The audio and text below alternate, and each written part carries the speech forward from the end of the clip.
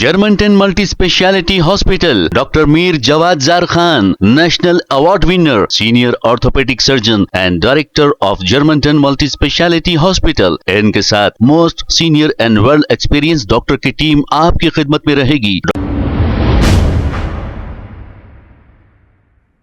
अस्सलाम वालेकुम नाज़रीन, 7H न्यूज सच को रखे आपके आगे। ये एक वीडियो हमारे वीवर ने भेजा है। बताया ये जा रहा है कि ये टोली चौकी पैरामाउंट कॉलोनी का ये वीडियो है। अब इस पीसफुल कॉलोनी में कुछ नेपाल के और सोमालियन बहुत ज्यादा आ गए हैं, जिनकी वजह से आए दिन पैरामाउंट कॉलोनी सुर्खियों में रहती है। आइए देखते हैं इसी की रिपोर्ट।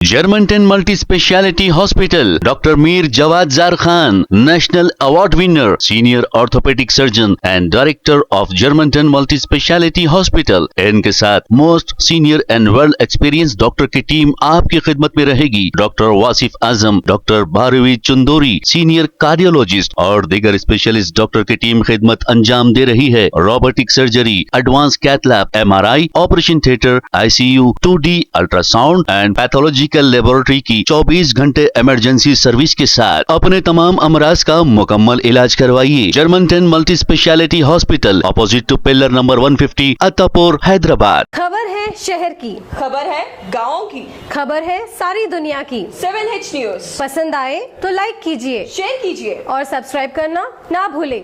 7H news.